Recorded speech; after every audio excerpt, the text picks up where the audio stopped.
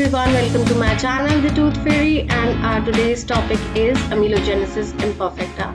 So this term means that amelogenesis is imperfect. That means formation of enamel is disturbed.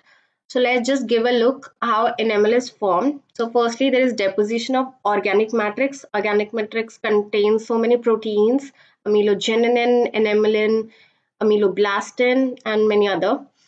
Then the next step is calcification. That means hydroxyapatite crystals are deposited. Okay, hydroxyapatite crystals are made up of calcium and phosphate ions. Then these crystals enlarge or mature, and then they make up the whole enamel layer.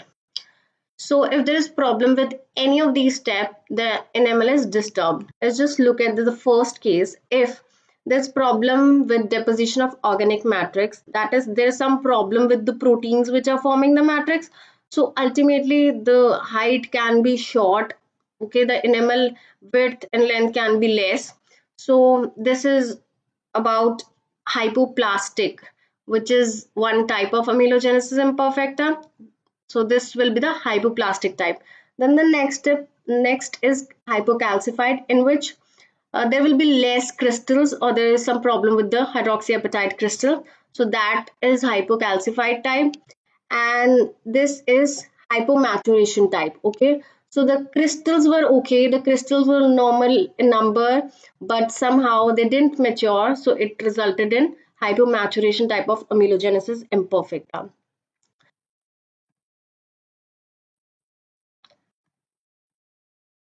So now, what is amelogenesis imperfecta? Amelogenesis imperfecta is hereditary developmental disorder. It can be X-linked, autosomal dominant or recessive, or it has a sporadic inheritance. That means it can be found in one individual of the family, rest all are okay. Now the next is it interferes with enamel formation. It doesn't interfere with pulp or cementum or dentine or any other body organ. So there is absence of any systemic involvement.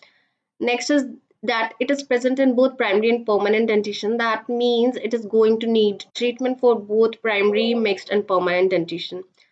Then we have three types: hypoplastic, hypomaturation, hypocalcification. We just discussed. So a good way to remember कि कौन सा ज्यादा है and कौन सा कम है. Hypocalcification में C है, then hypomaturation में there is M, and hypoplastic में there is P. So if we arrange it alphabetically, C सबसे पहले आएगा तो it's least, ठीक है. Then hypomaturation at 20 to 40%, and सबसे ज़्यादा cases होते हैं hypoplastic के. That is, there is some problem with the organic matrix of the enamel. Now for each type, that is hypoplastic, hypomaturation, hypocalcification, there are going to be subtype.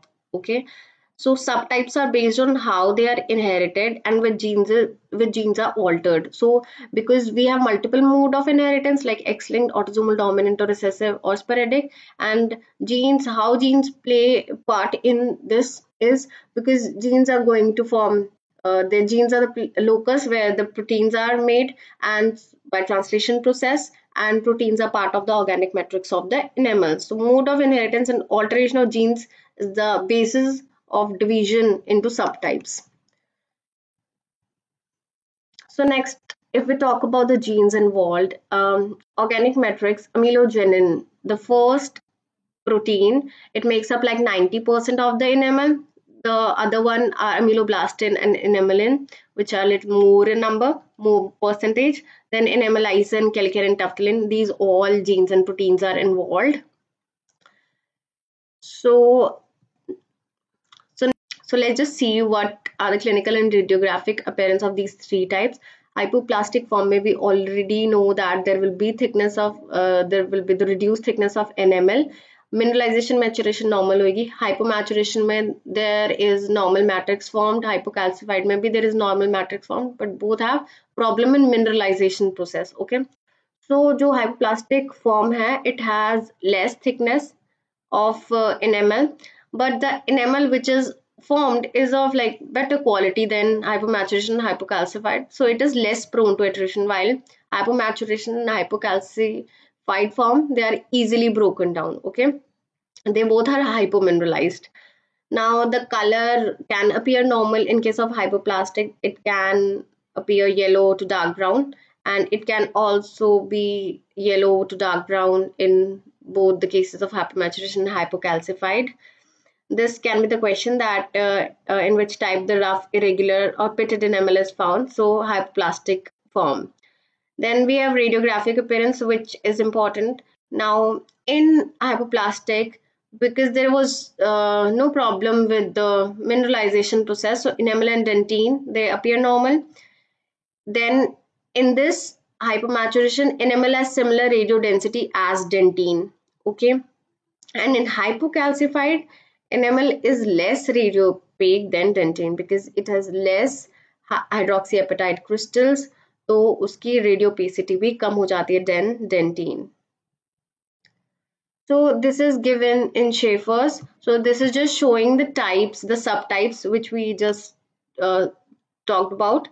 Like these are the subtypes. If you can see, these are based on the mode of inheritance and which protein is altered. So there are 4 types: hypoplastic, hypomaturation, hypocalcified, and hypomaturation hypoplastic with taurodontism. Okay, taurodontism we discussed in last lecture. यहाँ से we can remember that in hypomaturation there are snow-capped teeth. Okay, in hypomaturation. Rest, it's too much to learn, so no, we don't need that.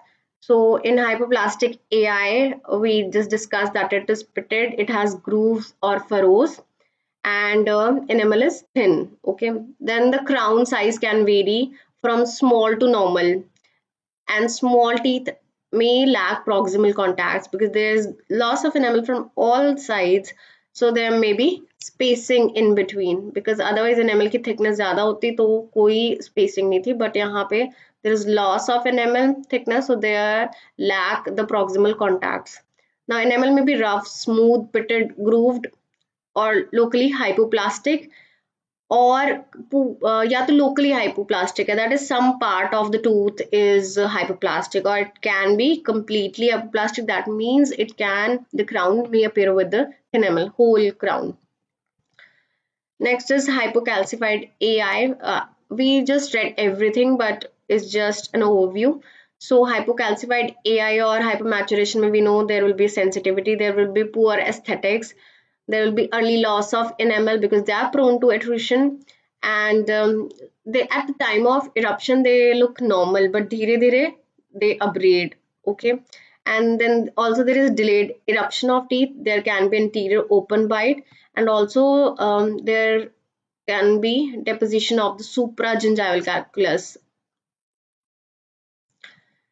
Next we have hypomaturation. So it is normal at the time of eruption like the last case, but it slowly chip away. Then we have sensitivity, open bite, malocclusion, and the enamel thickness is normal, okay, but often chips off and abrades away easily. That is, it is prone to attrition. Same like hypocalcified and hypomaturation points काफी same है.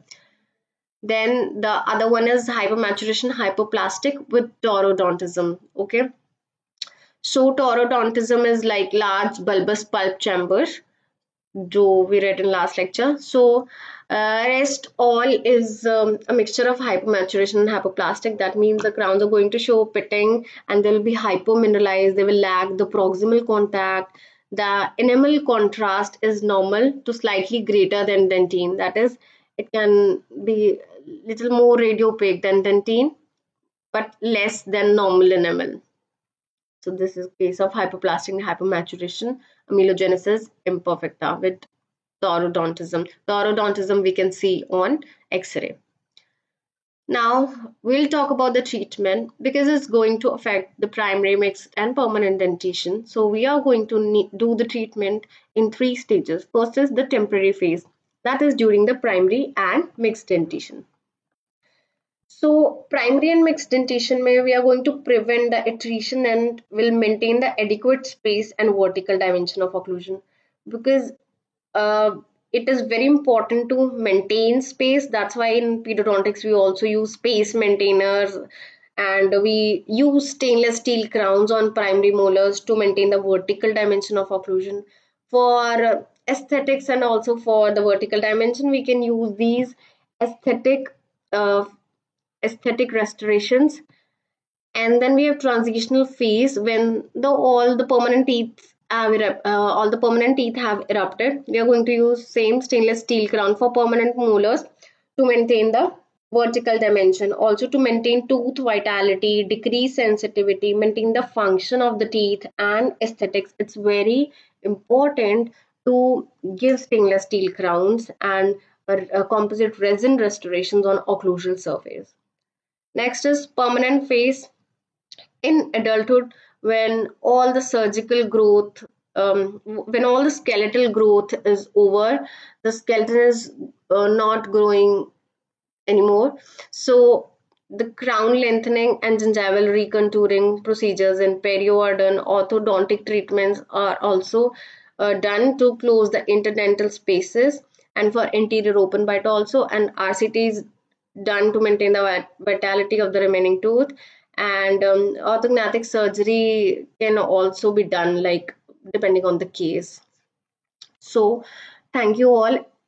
I hope you learned it. So thank you for watching. Please like, comment your doubts and share and subscribe to my